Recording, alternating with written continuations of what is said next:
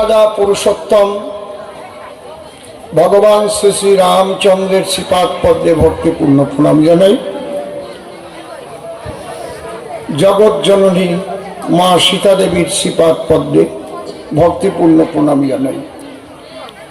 প্রণাম জানাই দাস্য প্রেমের পরাকাষ্ঠা সাকার নিরাকারে যিনি যেখানে যে অবস্থায় অবস্থান করছেন প্রত্যেককে আমার ভক্তিপূর্ণ প্রণাম জানাই। আমি শ্রদ্ধা জ্ঞাপন করি শুভ রাম নবমী পালনার্থে এখানকার বিশ্ব হিন্দু পরিষদ থেকে মর্যাদা পুরুষোত্তম ভগবান শ্রী রামচন্দ্রের পূজার আয়োজন যারা করেছেন সেই কমিটি এবং এতদঞ্চলের যাদের সহযোগিতায় আর্থিক কায়িক মানসিক সহযোগিতায় শ্রদ্ধা জ্ঞাপন করি। আমি আপনাদের অসীম সরকার, আমার নতুন করে পরিচয় দেওয়ার নাই দরকার। ওমা তোমরা কেউ কথা বলো না, আমি প্রথম দুটো একটা কথা বলবো, এটা একটু লক্ষ্য করে শুন। ওমা তোমার ফোন বন্ধ করো। প্রথম আমি হোমিওপ্যাথি ডোজ দিছি, কাজ হচ্ছে না। না, এতে কাজ না হলে অ্যালোপ্যাথ দেবো, তাতে কাজ না হলে অপারেশন চালাবো। আমার কাছে সব আছে। কি সুন্দর আস্তে আস্তে করছে, ফোনে কথা করছে। ফোন সাইলেন্স করো অথবা সুইচ স্টপ করো, ফোন খোলা রেখে বা ফোনে কথা বলতে গেলে বাইরে যাবা, কেউ এখানে ফোনে কথা বলবা না, আর কেউ ধূমপান করবা না। আমাদের ধর্মের নাম কি? মূলত সনাতন, এখন পরিবর্তন হয়ে নাম হয়েছে হিন্দু ধর্ম, তাই তো? কিন্তু আমাদের মূল ধর্ম সনাতন, আদি। যখন কোনো ধর্ম ছিল না জগতে তখন সনাতনই ছিল। যদি বলেন কেন? ব্রহ্মই সনাতন, সনাতনই ব্রহ্ম। যদেকং নিষ্কলং ব্রহ্ম গোমাতীত নিরঞ্জনম অপ্রতর্কম অবিজ্ঞং বিনাশোৎপত্তি পরিবর্জিতম। যার বিনাশও নাই, যার উৎপত্তিও নাই, চিরশাশ্বত, ছিল আছে থাকবে, তাহাই ব্রহ্ম, তাহাই সনাতন। তাই বলে ব্রহ্ম সনাতন। যদি যীশুখ্রিস্ট জন্ম না নিত তাহলে খ্রিস্টান ধর্ম বলে পৃথিবীতে কি কোনো ধর্মের প্রচার হতো? বলুন, আপনারা বলুন, হতো কি?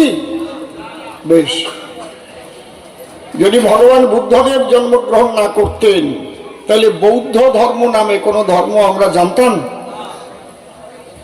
দিনের নবী হযরত মুহাম্মদ যদি জন্মগ্রহণ না করতেন তাহলে ইসলাম ধর্ম বলে কিছু হয় এটা কেউ জানতো?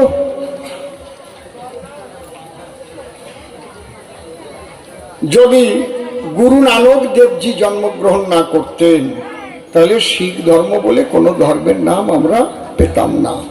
এইরকম সমস্ত সনাতন থেকে এসেছে। সনাতন ধর্ম আদি ধর্ম, এটাই ব্রহ্মের ধর্ম। এই ধর্ম শ্রেষ্ঠ কেন? এই ধর্মে সাধনার স্বাধীনতা আছে, আর কোন ধর্মের সাধনার স্বাধীনতা নেই। একটা গিট দেওয়া আছে, গণ্ডি দেওয়া আছে, গণ্ডির বাইরে গেলে হবে না। নিরাকার তো নিরাকার, তুমি কোনো সাকার মূর্তি গড়তে পারবে না, একটা সাকার ছবি আঁকতে পারবে না, তাহলে তোমার সাজা হবে মৃত্যুদণ্ড। সনাতন ধর্মে নিরাকারবাদীও আছে, এই সাকারবাদীও আছে, কালী ভক্ত, কৃষ্ণ ভক্ত, রাম ভক্ত, হরি ভক্ত, গাছের ভক্ত, মাছের ভক্ত, দয়ালের ভক্ত। এই জায়গা তো কেউ মানে করে না, ভক্ত হও। এখানেই ভগবান শ্রীকৃষ্ণ গীতায় বলেছেন, এই জন্য গীতা পড়া ভীষণ দরকার। ভগবান বলেছেন যে যথা মাং প্রপদ্যন্তে তানিস্তথৈব ভজম্যহম মম বর্তানুবর্তন্তে মনুষ্য পার্থ সর্বস্ব। হে অর্জুন, যে যেভাবে আমাকে ভজনা করে আমি সেইভাবেই করুণা করি তাদের। সবকিছুর ভিতরেই একই ব্রহ্ম বিরাজ করে, এই বোধ হচ্ছে সনাতন ধর্মের ভিতরে, এই জন্যে কেউ মানা করে না। কিন্তু কথা হচ্ছে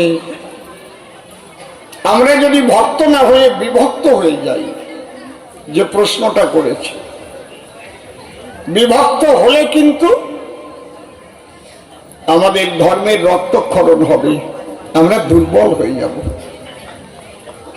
কালী ভক্তই হোক, রাম ভক্তই হোক, কৃষ্ণ ভক্তই হোক, হরি ভক্তই হোক, আমাদের মনে রাখতে হবে যে আমরা কিন্তু এক সনাতনী। বিভিন্ন নদী ঢেউ চলে নিরবধি একই সাগর পানে, গঙ্গা যমুনা সরস্বতী ভিন্ন নামে নদীর গতি। কিন্তু সাগর মোহনায় যখন সব নদী একত্রিত হয়ে সাগরের সঙ্গে মিলন হয়ে যায়, আপনাদের আছে জানা, কোনো নদী বেছে বের করা যায় না, সব নদী সাগরের সঙ্গে মিশে একাকার হয়ে যায়। ঠিক ওই রকম আমরা যাকে ভালো লাগবে তাকে ভজেন, কোনো অসুবিধা নেই। ভক্তির দ্বারাই যখন আপনার ভজন সিদ্ধ হবে, সাধন সিদ্ধ হবে, ওই কালী ভক্ত যা পাবে, রাম ভক্ত তাই পাবে, হরি ভক্ত তাই পাবে, একই আনন্দময় জগতে যাবে। ওখানে গিয়ে দেখবে আর আলাদা কিছু নাই। এই জায়গায় গিয়ে ঠাকুর ভাবা পাগলা বলেছেন, কৃষ্ণ কালী শিবরাম ভিন্ন কভু নয় রে এরা, মনের বিকার সব একাকার, বোঝে না যারা আখি হারা। কি সুন্দর সনাতনী দর্শন, কি সুন্দর। মাঝে মাঝে গর্ব হয় যে আমি সনাতন ধর্মের একটি সন্তান হয়ে জন্ম নিয়েছি এই ধরায়। ঈশ্বর যদি আবার মানুষ করে পাঠায়, তাহলে যেন এই সনাতন ধর্মীর ঘরেই পাঠায়। কেন অন্য জায়গায় গেলে তো গণ্ডির মধ্যে পড়ে যাব। আমার যদি ইচ্ছা করে আমি একটু দেখবো ঈশ্বরে, নিরাকার হলে তো আর দেখা যাবে না। বুঝতে পারছেন কি বলছি? এই জন্যে আপনাদের কাছে আমার একটাই নিবেদন, যে করেন যার ভজন সাধন, আপনারা বিভক্ত হবেন না, ভক্ত হবেন। যখনই ভক্তির প্লাবনে ভেসে যাবেন, তখন দেখবেন সব একাকার হয়ে গেছে। বন্যার জল যখন আসে, সব জায়গার জল একত্রিত অবস্থায় ভাসে, কোনো জলকে বন্যার জল ফেলে যায় না, যায় কি? প্রেম জগৎটা এমন, প্রেমিক হবেন, ভক্ত হবেন, বিভক্ত হবেন না। আজকে আমার বিপক্ষ কবি নাম ধরেছে প্রেমানন্দ দাস, তাই তো? আর সভ্য সভাপাস আপনারা শুনেছেন, নরনারী শুনেছি আমি, আমার নাম দিয়েছে রামানন্দ গোস্বামী। কাল্পনিক নাম, কল্পনা করে দুইজন দুটো নাম ধরে আমরা কবি গান গাইব সভ্য সমাধান। মাকে একটু বসতে দিন, ওখানে বসুন যান। তিনটে প্রশ্ন করেছে, প্রত্যেকটার জবাব আছে, জবাব আমি দেওয়ার চেষ্টা করব। সারা দিন খাটাখাটনির মধ্যে থাকতে হয়। আমার ফেসবুক প্রোফাইল দেখলে বুঝতে পারবেন যে কত জায়গা ঘেটে ঘুটিয়ে তারপরে আসছে আপনাদের নিকটে। কালকেও মুর্শিদাবাদ গান গিয়ে ভোর রাত্রিতে বাড়ি গিয়ে আবার ভোরবেলা ওঠার পরে বিভিন্ন জায়গা ঘুরে তারপরে এসছি আপনাদের গোচরে। প্রতিদিন এইভাবে হচ্ছে, ঠিক আছে?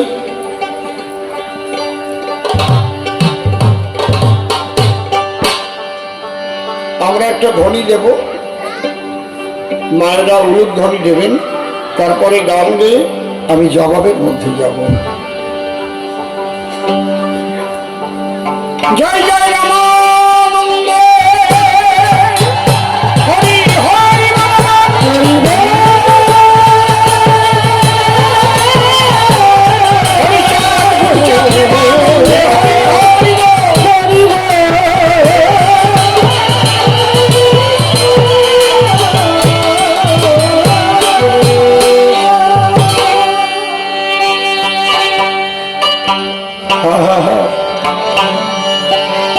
হরিবল হরিবল, জয় হরিবল।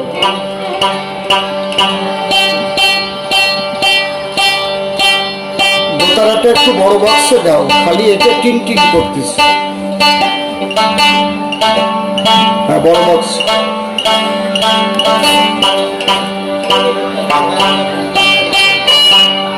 মনিটরে একটু কমাও, বড় বক্সটাই দাও। হ্যাঁ হ্যাঁ হ্যাঁ। দয়াল তোমার কাছে যখন থাকি, আমার হৃদয়ে ভরে তোমায় ডাকি।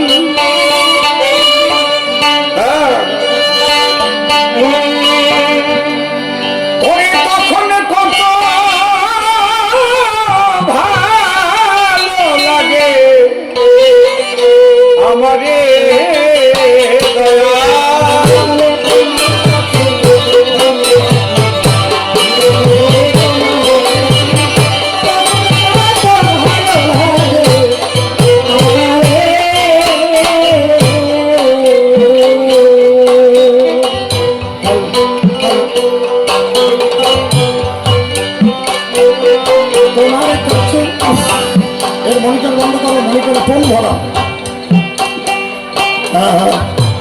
তোমার কাছে যখন থাকি, তোম কমাও, হৃদয় ভরে তোমায় ডাকি।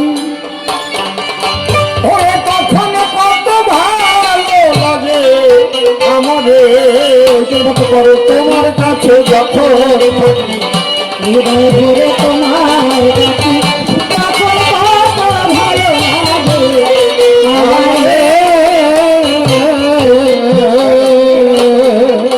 প্রত্যেকটা তাই বানাইছিস এইদের মতো করো।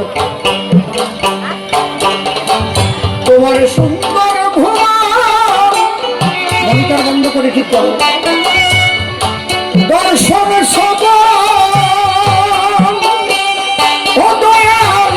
সুন্দর পবন সংসারে, সুন্দর ভুবন জীবন যৌবন, সুন্দর বসন্ত বাহারে। তোমার কাছে যখন হৃদয় ভরে তোমার ভালো লাগে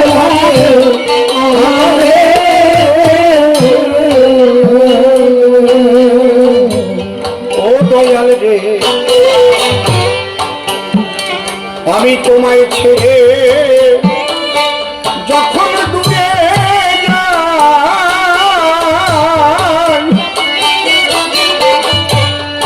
আমার কাজে আমার সাজে বড় লজ্জা পাই। তখন কেমন করে মুখ দেখাই দেবতা তোমার ভাবে, আমার আমি আড়াল করে দাঁড়াইয়ে রই মোহের ভাগে। তোমার কাছে যখন ধরে তোমার তখন ভালো করেছিল সেই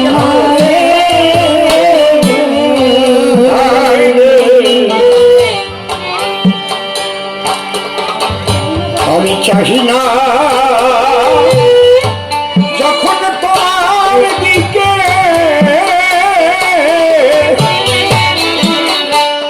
বিশ্বভুবন বিমুখ, তখন আমার মুখ দেখে ও দয়াল রে। ও আমি চাহি না যখন তোমার দিকে বিশ্বজগৎ বিমুখ, তখন আমার মুখ দেখে তখন শোভায় না কেউ আমার দেখে, বঞ্চিত হই সকল দাবে, খালি হাতে ফেরে না কেউ দীনবন্ধু তোমার দুয়ারে। তোমার কাছে যখন থাকি, হৃদয় ভরে তোমার তখন ভালো লাগে তোমারে।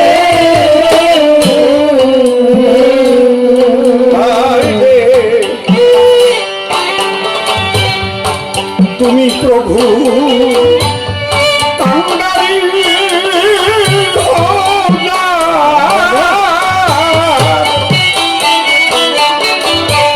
জলের কুমির কুম কানে তার বাঘে টানে দাঁড়ে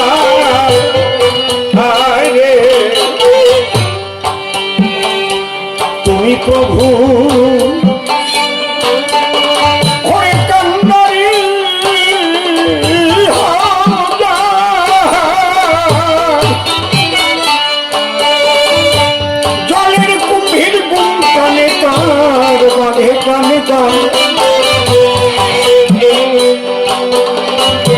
যেমন ফাল্গুনি কেমন আষাঢ় ভয় কি ভব পাথরে নামের বাগান এনে দিয়ে চলে যায় আনন্দের বাজারে তোমার কাছে যখন থাকি হৃদয় ভরে তোমার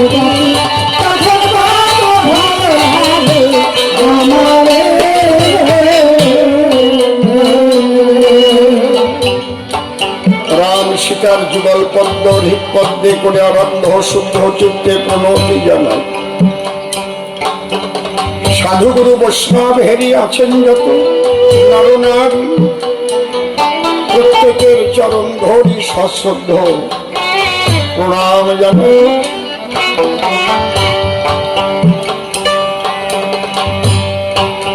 পদ্মকার এই অনুষ্ঠান রাম নবমীর কবিগান। ভগবান শ্রী রামচন্দ্রের পূজা হয়েছে আয়োজন,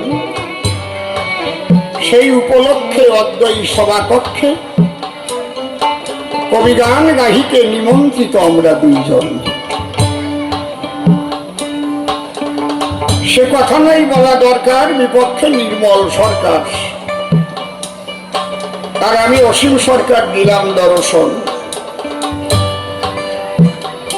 কবির কাব্যের মান রাখিতে নির্মল এসে সভাতে প্রেমানন্দ দাস নাম করিয়া ধারণ। শুনলেন যত ভক্তবৃন্দ আমার নাম দিয়েছে রামানন্দ গোস্বামী সাধু মহাজন। তার ভিতরে কয়েকটা প্রশ্ন গজগজ করে, সেই প্রশ্ন আমার ঘরে করেছে উত্থাপন। এখন স্বনাম করি হরি, আমি রামানন্দ নাম ধরি করি সেই মহামানবের চরণ বন্দন। প্রণামিয়া রামের পায় যাচ্ছি তার ভূমিকায়, কৃপা করো রাম রাজি বলোচন। মনের কথা খুলে কই, আমি এখন আর অসীম সরকার নই, রামানন্দ গোস্বামী হই কবিগান গাহিবার কারণ। বিপক্ষ কবির জবাব দিতে বাসনা আছে আমার চিতে, জোর হাতে সর্বাগ্রে করলাম নিবেদন। শুনলেন যত সুধিশত রাম নাকি বহিরাগত, এই বাঙালি হিন্দু বলে অনেক জন, সে নাকি বহিরাগত ভগবান, তার পূজা করব কেন? কি দিতে পারে তার জীবনী যার নাম রামায়ণ?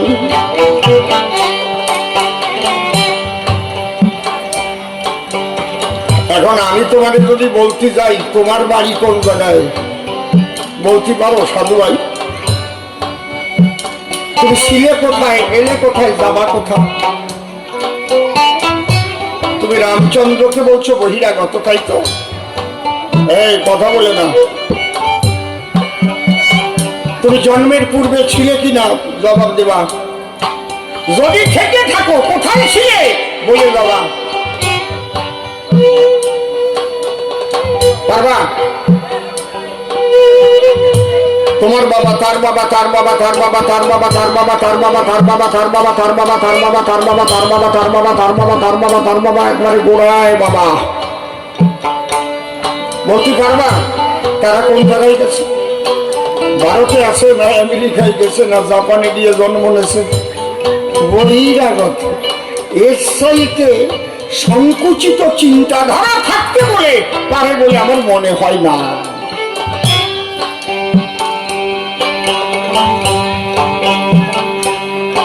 আমরা বিদেশি লেখকের বই পড়ি না? আপনারা ডেল কার্নেগির বই পড়েছেন? স্বামীর সাফল্যে স্ত্রীর ভূমিকা, বইটার নাম। টলস্টয়ের বই পড়ে দেখবেন বিশ্বের বড় বড় বৈজ্ঞানিক যারা ভারতে জন্ম কয়জন নিয়েছে তারা, তাদের আবিষ্কারের দ্বারা সারা বিশ্বের যা হয়েছে উন্নয়ন। আমার কথা ধরো, তা কেন তুমি ব্যবহার করো বহিরাগত বলে করো বর্জন, তাহলে বুঝবো কি এই বেহালা বাজাচ্ছে এটা কি ভারতের তৈরি? ইটালি, জার্মানি, এর বাজনাই তো ওয়েস্টার্ন বাজনা।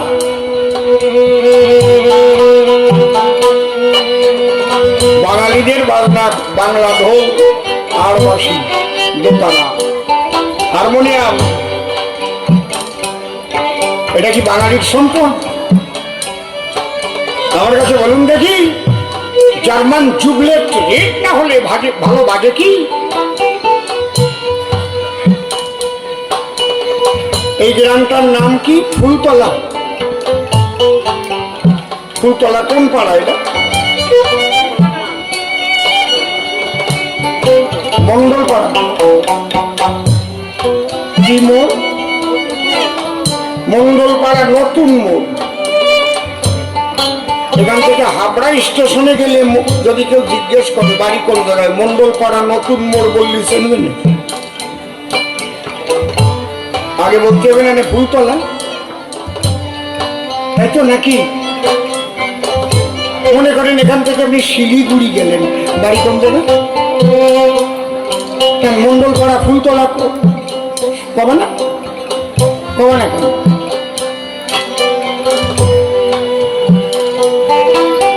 এখান থেকে যদি আমি আমেরিকায় যাও, বাড়ি কোথায়?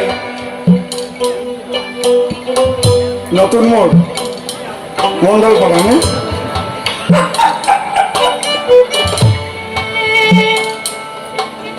আমি ভারতীয়, তাই আমি ইন্ডিয়ান, তাই তো? আমেরিকা থাকার থেকে সাদা চামড়া যারা আছে আমরা বলি আমেরিকান, বলি না? যদি এই পৃথিবী থেকে কেউ মঙ্গল গ্রহে যায়, বাড়ি কোথায়? পৃথিবীতে। এইবার তো ঠিক আছে। যারা রামকে বহিরাগত কয়, কত বড় বলদ, একটু বোঝেনি সবাই, মানে কি সংকুচিত বুদ্ধি এদের। রাম সনাতন ধর্মের ভারতীয় মর্যাদা পুরুষোত্তম ভগবান শ্রীরামচন্দ্র, বলা যায় শ্রীরাম, জয় শ্রীরাম।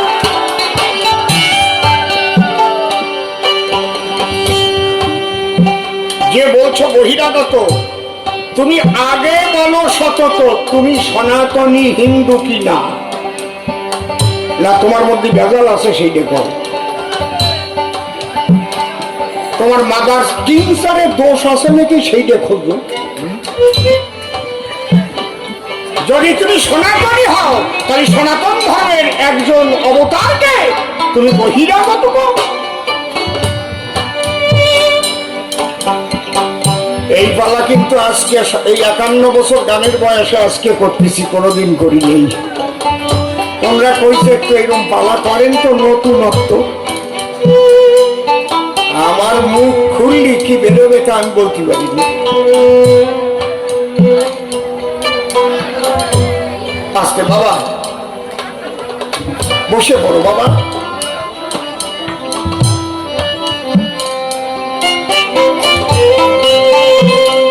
আজকে America, German, London, France, Japan,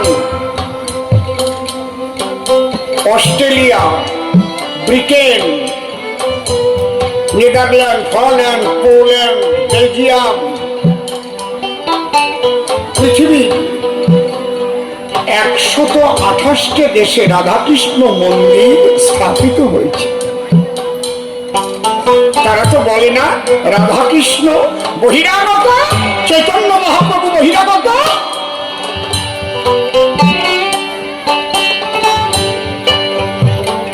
আজকে মায়াপুরে সবচেয়ে বড় মন্দির পৃথিবীর মধ্যে তারা তৈরি করেছে। বাঙালিরা পারত কি? বিদেশিরা আমার শিবান মহাপ্রভুর নামে মাতোয়ারা হলো, তাই তারা রাধাকৃষ্ণ মন্দির সেখানে স্থাপন করল বিদেশিরা। ভগবানের কোন দেশ বিদেশ আছে নাকি?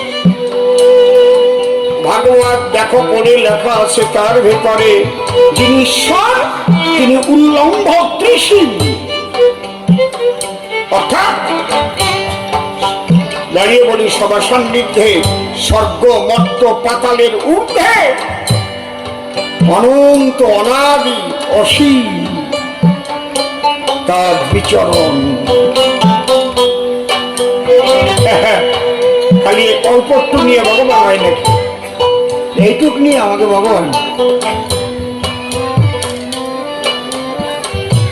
বুঝতে পারো কি? আমি কোথাকার আলোচনা করছি? কি করে বললে বহিরাগত? রাম বহিরাগত, আর লা ইলাহা ইল্লাল্লাহু মুহাম্মদ রাসূলুল্লাহ ওটা হচ্ছে ভারতের, তাই না? খোদা হাফেজ ভারতের। কথা কন না কেন? আমার কাছে বলুন দেখি 700 বছর আগে বাংলায় কোনো মুসলমান ছিল না, ওষুধপত্র পাওয়া যেত? তাই ইসলাম ধর্ম কোথাকার? আরবিয়ান কান্ট্রি থেকে এসেছে নাকি? ঠিক না বেঠিক? সেটা বহিরাগত না, ওটা হচ্ছে আপনগত। রাম বহিরাগত। ব্যাপারগুলো দেখেছেন? বসে শোনেন জ্ঞানবান। আজকে দুই পক্ষের হচ্ছে কবি গান। আজকে অসীম সরকারও মরে গেছে, নির্মলও কিন্তু নাই বেঁচে। আজকে রামানন্দ গোস্বামী কথা বলতেছে, আর ওই প্রেমানন্দ প্রশ্ন করে গেছে। আজকে দোষ কিন্তু অসীম সরকারের গাড়ি দিতে পারবো না।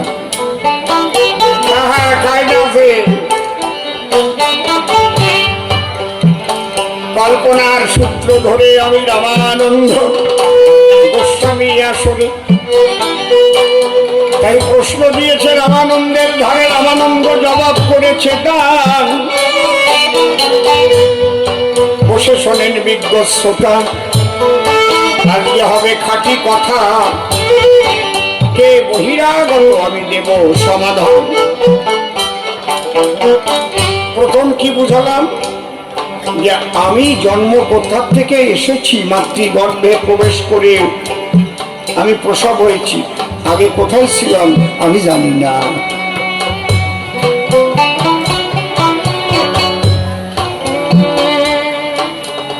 আপনাদের সকলে শ্রদ্ধেয় কবি, সাধক কবি, ভাবুক কবি, প্রেমিক কবি, দাদু কবি পাগল বিজয় সরকার একটা গান আছে,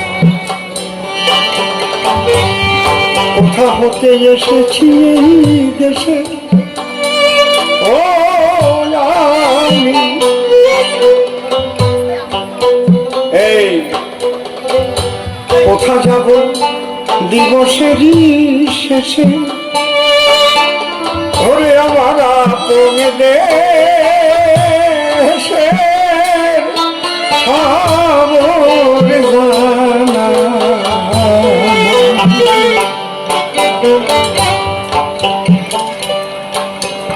শ্রদ্ধা জ্যাঠামণি অনাদি জ্ঞান সরকার একটা গান আছে না, দিন গেল গেল গেল ও আমার, কাল গেল পুরানো খেলা, আমি কারলো আয়ু ঠিক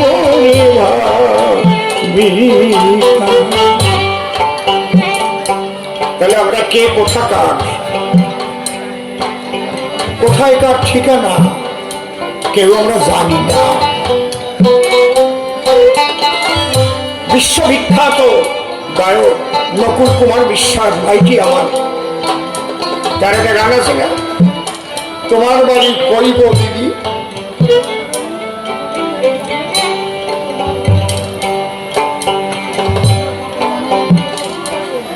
বাপের বাড়ি এই গ্রামে, শ্বশুর শ্বশুর বাড়ি ওই, তোমার বাড়ি কই গো নারী, তোমার বাড়ি কই?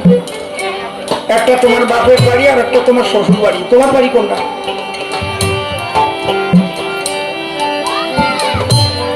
এক কথায় যদি গুরুত্ব দিয়ে ভাবা যায়, বিশ্বের যে প্রান্তে যার জন্ম হোক না কেন, যার আদর্শ ধরে বিশ্ব মানবের কল্যাণ হতে পারে, তাকেই শ্রদ্ধা ভরে সবাই প্রণাম করবেন, সেই তোমার আপন।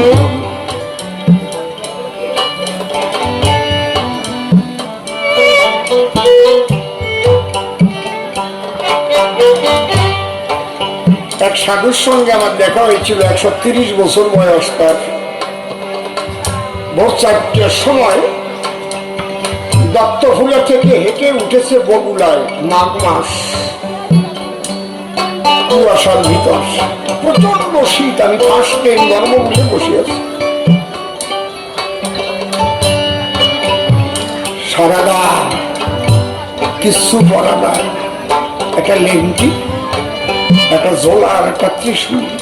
130 বছর বয়স, হেঁটে বগুলার প্ল্যাটফর্মে উঠে, 7 ফুটের কন্যা লম্বা। আমি দেখেই তো বুঝলাম তো মহাপুরুষ। বাবা গিয়ে যখন প্রণাম করেছি না, আমার কারেন্টের মতো শর্ট মারিস। আমার দেখে বলছে, শালা তুই তো ভাবা পাগলার চালা।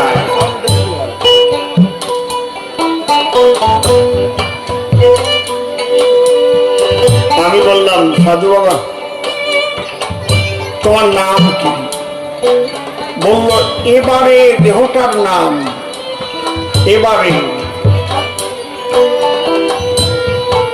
এইবারে দেহটার নাম বলছে।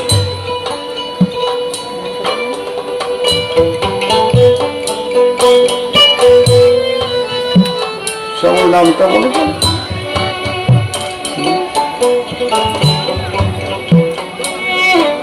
নামটা হঠাৎ মনে আসছে না, আমি ভুল নাম বলবো না। এগুলো তো মিথ্যা কথা না, বানানো গল্প না। বাবা সামনে দিয়ে হাঁটে না, মনোসংযোগ নষ্ট করি না।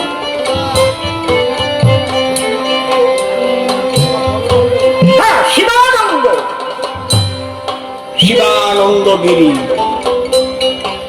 কেউ সামনে দিয়ে হাঁটে না, আমার মনোসংযোগ নষ্ট করি না। আমি বললাম, বলছে এবারে দেহটার নাম শিবানন্দ গিরি। আমি বললাম, বাবা তোমার বয়স কত? এইবারে দেহটার বয়স 130 বছর। কি বুঝলেন?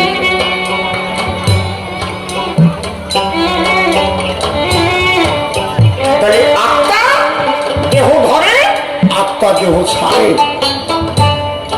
দেহ ধরাকে বলে জন্ম, দেহ ছাড়াকে বলে মৃত্যু। নৈনং সিন্ধন্তি শস্ত্রাণি নৈনং দহতে পাবকনা চৈনং প্রেরণ উত্তাপন শোষন্তি মন্ত। আত্মা অজর অমর অক্ষর। ধর্মের আছে দুটো দিক, একটা আধ্যাত্মিক আর একটা ব্যবহারিক। আমাদের নিরাকার জগৎ থেকে প্রথম সাকার লীলা যখন হলো, সনাতন ধর্ম মতে, খুলে বলি এসব হাতে, প্রথম বিষ্ণু অবতার হয়েছিল, যাকে বলা হয় সত্যযুগে ছিলেন হরি।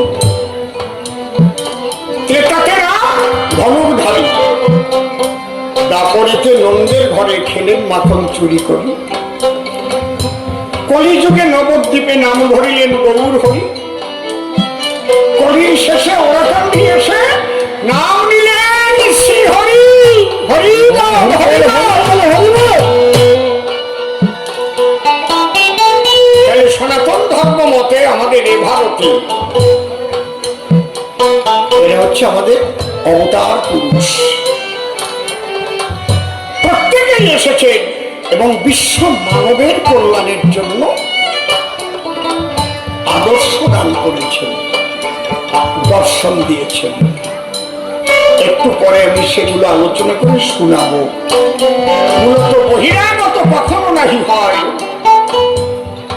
বহিরাগত বলতে গেলে বসে শোনেন জ্ঞানী দলে, আমরা সবাই বহিরাগত, জন্ম নিয়েছি ধরায়।